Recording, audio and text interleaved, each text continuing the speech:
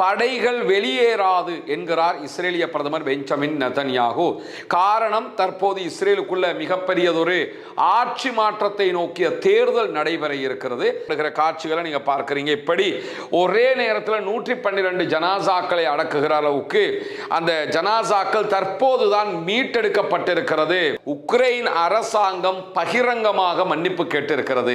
எனவே அவர்கள் பகிரங்கமாக மன்னிப்பு கேட்ட காரணத்தினால நாங்கள் தாக்குதல்களை நிறுத்துகிறோம், இல்லை என்றால் உக்ரைனுடைய 3 பகுதிகள் மேல, முக்கியமான 3 இடங்கள் மேல உக்கிர தாக்குதல்களை நாங்கள் நடத்தி இருப்போம் என்கிற செய்திகளை இன்றைக்கு ஈரான் வெளியிட்டிருப்பதை நம்ம பார்க்க முடிகிற அதே நேரத்தில்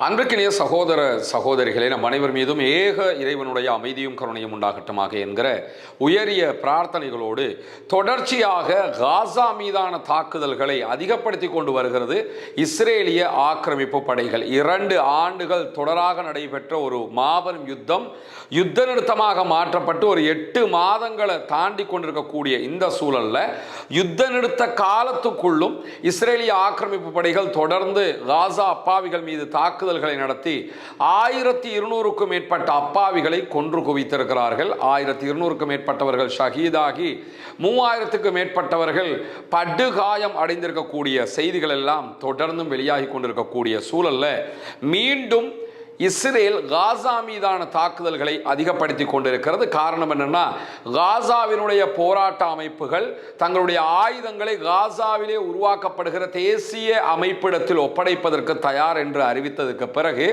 காசாவினுடைய பகுதிகளில் இருந்து இஸ்ரேலிய ஆக்கிரமிப்பு படைகள் வெளியேற வேண்டிய கட்டாயம் ஏற்பட்டிருக்கிறது. ஆனால் படைகள் வெளியேறாது என்கிறார் இஸ்ரேலிய பிரதமர் பெஞ்சமின் நெதன்யாகு. காரணம், தற்போது இஸ்ரேலுக்குள்ள மிகப்பெரியதொரு ஆட்சி மாற்றத்தை நோக்கிய தேர்தல் நடைபெற இருக்கிறது. அந்த தேர்தலில் தாங்கள் தோற்று விடுவோம் என்பதற்காக எல்லா தரப்பினருமே காசாவிலிருந்து படைகள் வெளியேற்றப்படாது என்பதை மீண்டும் மீண்டும் சொல்லி வருகிறார்கள்.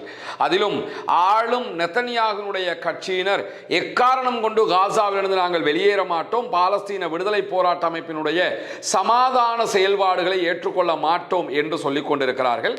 இதே கருத்தை தான் எதிர்கட்சிகளும் தற்போது பிரச்சாரம் செய்து கொண்டு வருகிறார்கள். நாங்கள் ஆட்சிக்கு வந்தோம்னா நெதன்யாகு செஞ்ச மாதிரிலாம் செய்ய மாட்டோம், இப்படி ஒரு அமெரிக்காவுக்கு பயந்த ஒரு ஒப்பந்தத்துக்கு நாங்கள் போக மாட்டோம் என்றெல்லாம் அவர்கள் கருத்து சொல்வதை நம்ம பார்க்க முடிகிறது. எனவே தொடர்ந்து இப்படியான கருத்துக்களை இஸ்ரேலியர்கள் வெளிப்படுத்தி வருகிற அதே நேரம் தற்போது இஸ்ரேலிய ஆக்கிரமிப்பு படைகள் காசாவுக்குள் தாக்குதல்களையும் அதிகரித்துக் கொண்டு வருகிறது. இன்றைக்கும் 7 அப்பாவிகள் காசாவுக்குள் கொல்லப்பட்டிருக்கிறார்கள், ஷஹீதாகி இருக்கிறார்கள் என்கிற செய்திகளுக்கு மத்தியில் 2023ஆம் ஆண்டு அக்டோபர் 7ஆம் தேதி முதலாக இஸ்ரேலிய படைகள் 2 ஆண்டுகள் காசா மீது தொடர் தாக்குதல்களை நடத்தி வந்த நிலையில் காசா மீது நடத்தப்பட்ட தாக்குதல்களில் ஒரே நாளில் 308 அப்பாவிகள் காசாவில் கொல்லப்பட்ட ஒரு சம்பவம் பதிவாகி இருந்தது. அபு ஷரியா அதே போன்று ஹசைனா என்கிற 2 குடும்பத்தைச் சேர்ந்தவர்கள், அவர்களுடைய முழு குடும்பமுமே அந்த தாக்குதலில் அளிக்கப்பட்டது.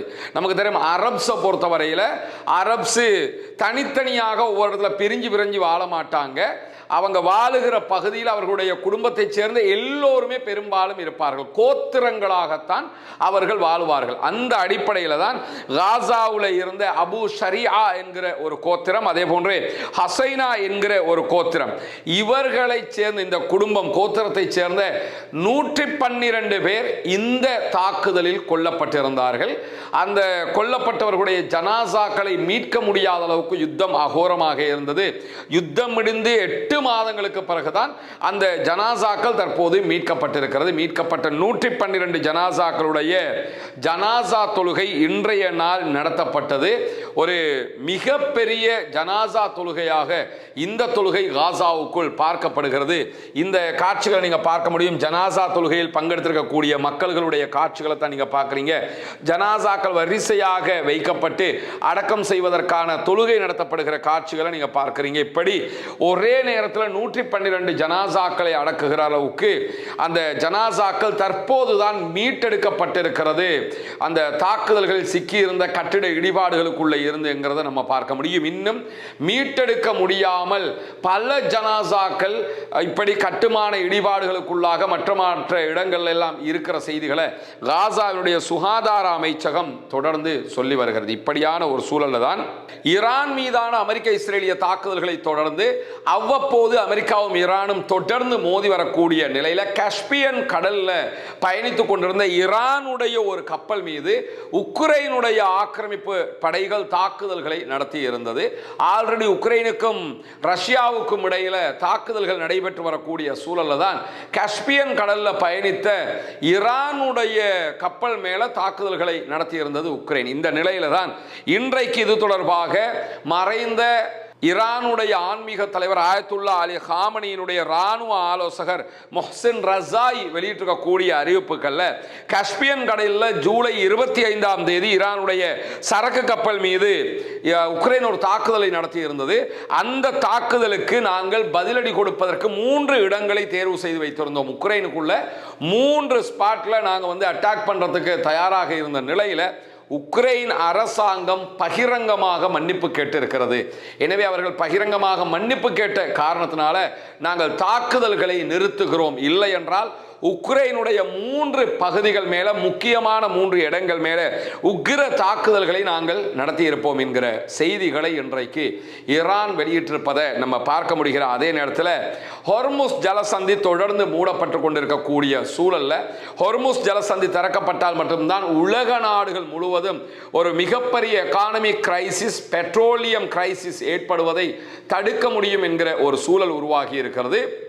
இந்த நிலையில இன்றைக்கு அமெரிக்காவினுடைய அதிகாரிகள் ஒரு முக்கியமான செய்திகளை வெளியிட்டிருக்கிறார்கள்.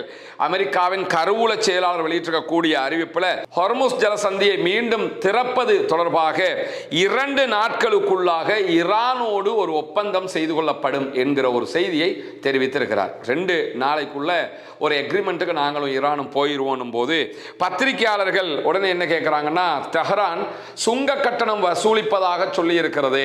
அதாவது பயணிக்கக்கூடிய கப்பல்கள்கிட்ட நாங்கள் டோல்கேட் போடுவோம், அதனை காசு வசூல் பண்ணுவோம் என்றெல்லாம் ஈரான் சொல்லுது. அதை பற்றி நீங்கள் என்ன சொல்கிறீங்கன்னு கேட்கும்போது அவர் டைரக்டாக அதுக்கு எந்த பதிலும் சொல்லாமல் ஹொர்முஸில் சுதந்திரமான கப்பல் பயணத்தை உறுதிப்படுத்துவோம் என்று சொல்லியிருக்கிறார். எனவே எதிர்வருகிற 2 நாட்களுக்குள்ளாக ஏதோ ஒரு வகையில் ஒரு ஒப்பந்தத்திற்கு போகிறார்கள் இருதரப்பும் என்கிற செய்திகள் இன்றைக்கு வெளியாகிற அதே நேரத்தில் இன்றைய நாள் கத்தரில் இருக்கக்கூடிய ஜார்ஜ் டவுன் பல்கலைக்கழகத்தினுடைய பேராசிரியர் பால் மாஸ்கரோவிடத்தில் அல் ஜசீரா ஒரு பேட்டியை எடுத்திருக்கிறது. அதிலே அவர் மிக தெளிவாக சில செய்திகளை சொல்கிறார்.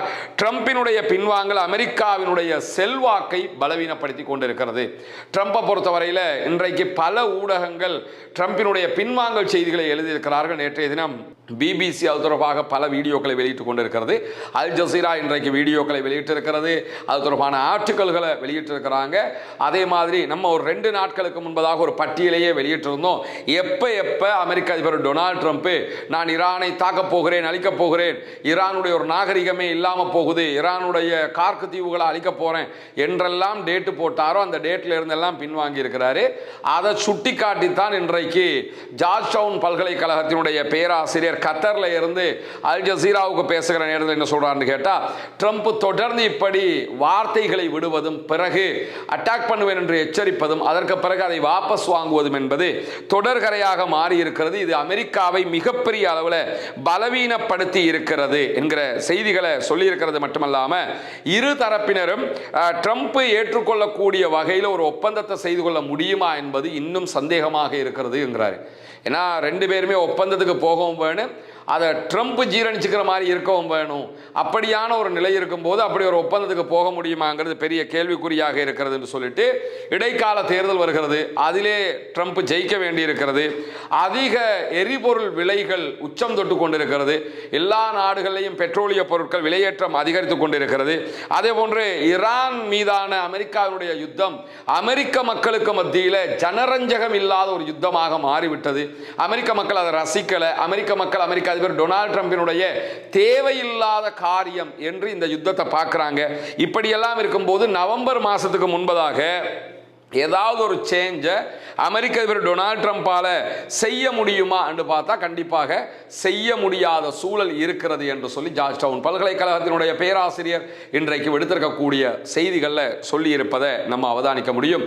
ஒரு புவியியல் சார்ந்த பல நாடுகளாலும் பல ஊடகங்களாலும் மேற்கோள் காட்டப்படக்கூடிய ஒரு ஆய்வாளர் அவரே இந்த கருத்துக்களை சொல்லியிருப்பதை நம்ம பார்க்க முடிகிறது. அதே நேரத்தில் இன்றைய நாளும் ஹார்முஸ் ஜலசந்தியில் ஒரு கப்பல் தாக்குதலுக்கு உள்ளாகி இருக்கிறது. லைபீரிய கொடியோடு பயணித்த ஒரு கப்பல் இன்றைக்கு தாக்கப்பட்டிருப்பதாக ராய்ட்டர்ஸ் வெளியிட்டிருக்கக்கூடிய செய்திகளை சொல்லியிருக்கிறாங்க. மினோன் பயோனியர் என்கிற ஒரு கப்பல் தான் தாக்குதலுக்கு உள்ளாகி இருக்கிறது. கப்பலுடைய இயந்திர அறையில் தாக்குதல் ஏற்பட்டதாகவும் அதற்கு பிறகு தங்குமிட பகுதிகளில் மாபெரும் தீப்பிழம்புகள் எழுந்ததாகவும் தற்போது கப்பலுடைய தீயை கட்டுப்படுத்துகிற பணியில் கப்பல் பணியாளர்கள் செயலாற்றி கொண்டிருக்கிறார்கள். உதவி கோரிக்கைகளும் விடுக்கப்பட்டிருக்கிறது என்கிற செய்திகள் வெளியிடப்பட்டிருக்கு. இந்த கப்பல் எந்த பகுதியால் பயணித்ததுன்னு கேட்டால் ஹொர்முஸில் போகாமல் ஓமான் வளைகுடா பகுதிகளால் பயணித்தது. எனவே இந்த மாதிரியான பயணங்களை யார் மேற்கொண்டாலும் ஈரான் தான் அட்டாக் பண்ணுவாங்கிறது தெரியும். ஆனால் ஈரான் இதுவரைக்கும் அதை உரிமை கோராத நிலையிலே இந்த தாக்குதல்கள் நடைபெற்று இருக்கிறது என்கிற செய்தி வெளியாகி இருக்கிற அதே நேரத்தில் சவுதி அரேபியாவினுடைய நஜ்ரான் விமான நிலையத்தில் இன்றைக்கு தாக்குதல்களை நடத்தி இருப்பதாக யமனுடைய ஹவுதீஸ் படைப்பிரிவு அறிவிப்பு விடுத்திருக்கிறார்கள். ஹவுதீஸுக்கும் சவுதி அரேபியாவுக்கும் இடையில தாக்குதல்கள் நடைபெற்று வருகிறது. சவுதி அரேபியாவுடைய எந்த கப்பல்களும் செங்கடல்ல பாபல் மந்தபை தாண்டி போகக்கூடாதுன்னு ஹவுதீஸ் தடை விதிச்சிருக்கிறாங்க. ஹவுதீஸை முற்றுகையிட்டு இருக்கிறார்கள் சவுதி அரேபியா. கடல் வான் வழி தரை வழியாக இந்த முற்றுகை தொடர்கிற நேரத்தில் எங்கள் மீதான முற்றுகையை நீக்கலைன்னா செங்கடலை நாங்கள் மூடுவோம்னு சொல்லி மூடி வச்சிருக்கிறாங்க.